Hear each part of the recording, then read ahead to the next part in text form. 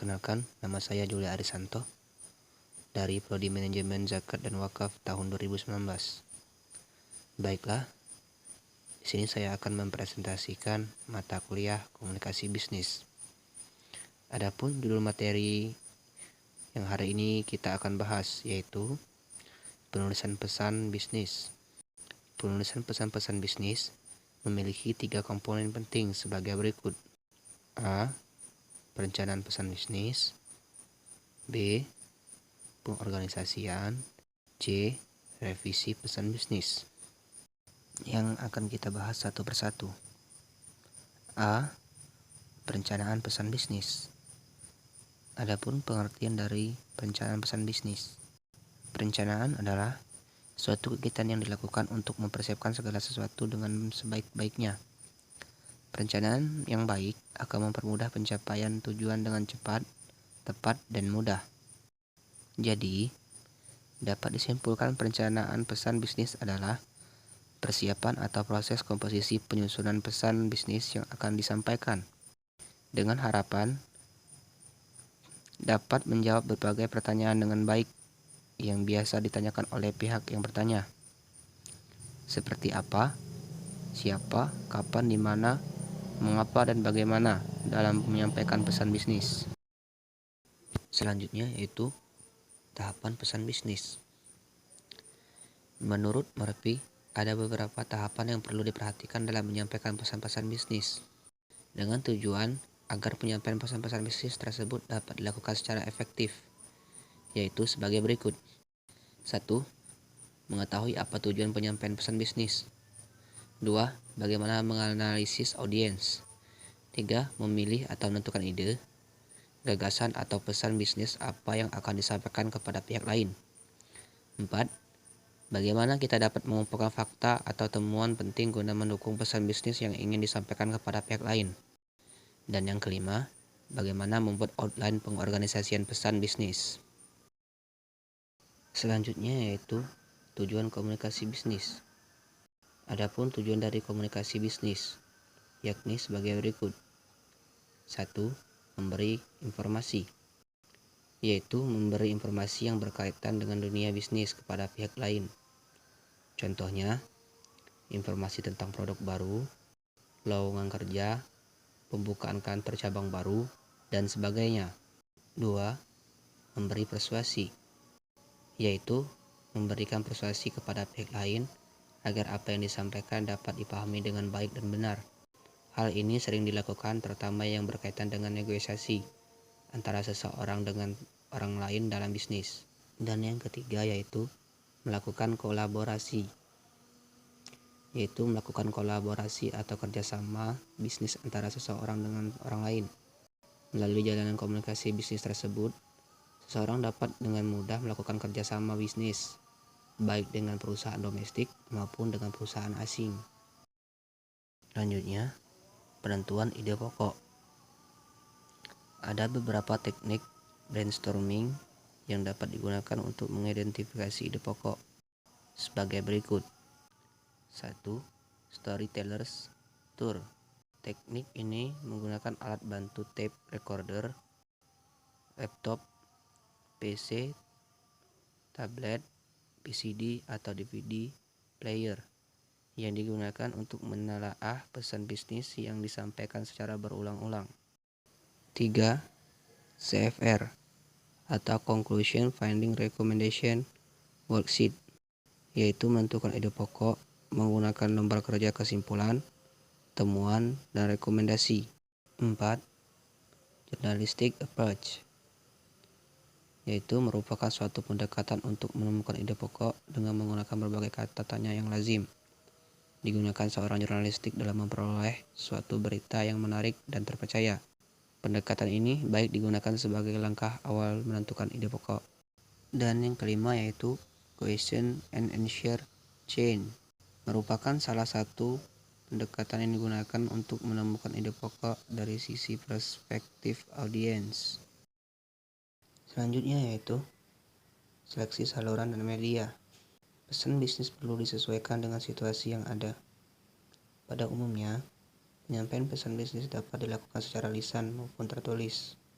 Penyampaian pesan bisnis dalam suatu format tertulis diperlukan jika 1.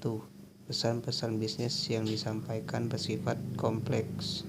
2. Dibutuhkan catatan permanen untuk referensi yang akan datang.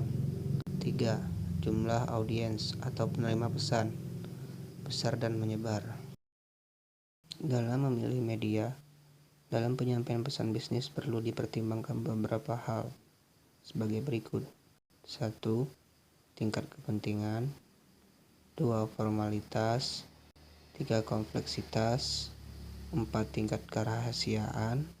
5. Emosional. 6. Biaya pengiriman. Dan yang ketujuh, harapan audiens. Menurut L. Bowlby and John V. Tyler dalam bukunya yang berjudul Science Communication Today, menjelaskan kapan sebaiknya seseorang memilih untuk menggunakan komunikasi lisan atau tertulis sebagai berikut. Komunikasi lisan. 1. Seseorang menginginkan umpan balik segera dari audiens. 2. Seseorang relatif sederhana dan mudah diterima. 3.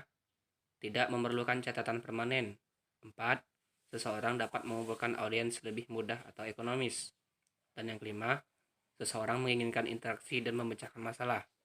Sedangkan komunikasi tertulis. 1. Seseorang tidak memerlukan umpan balik segera. 2.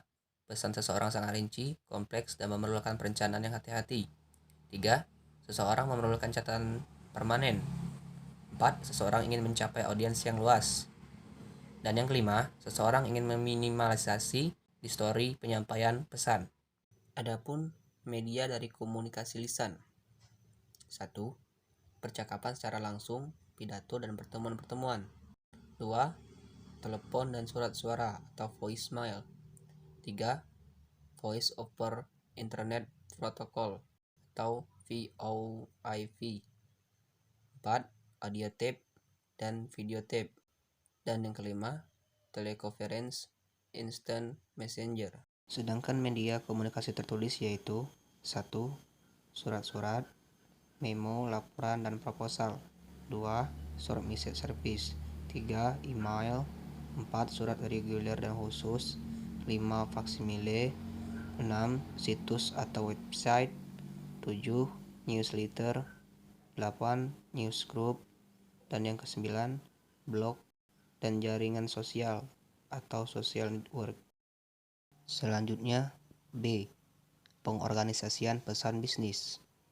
A. Pentingnya pengorganisasian bisnis. Ada beberapa hal yang perlu diperhatikan dalam pengorganisasian yang baik. Pengorganisasian yang baik masing-masing dijelaskan sebagai berikut. 1.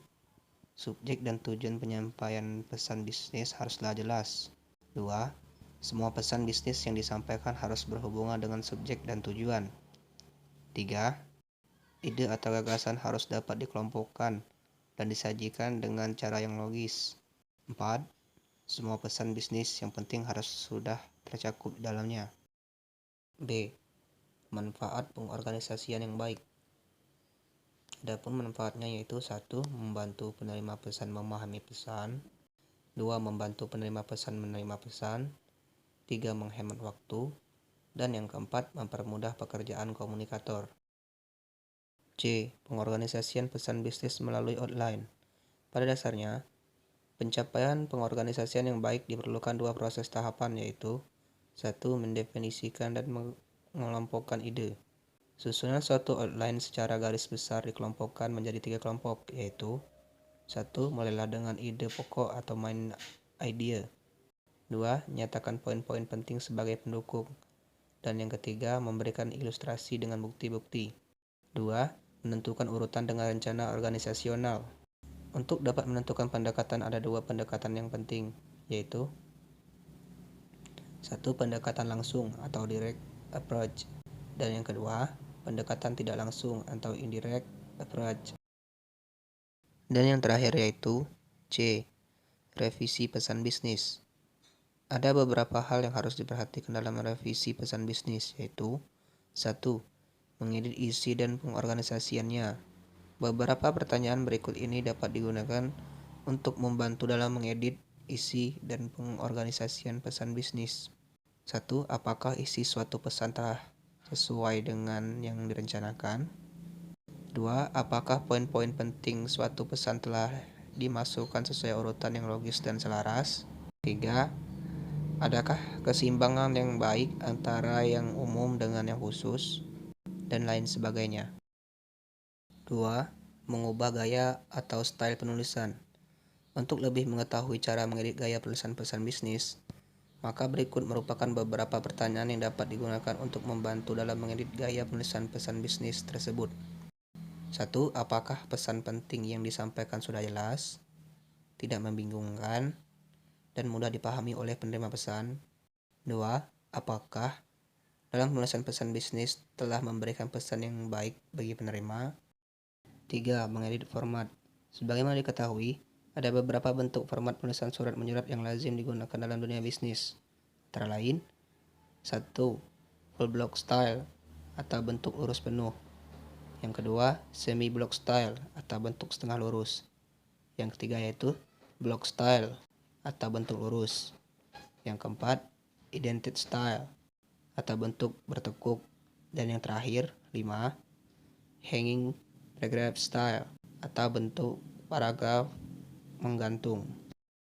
Sekian penjelasan materi tentang penulisan pesan bisnis dari saya. Lebih dan kurangnya saya mohon maaf. Kepada Allah saya mohon ampun. Saya akhiri, wassalamualaikum warahmatullahi wabarakatuh.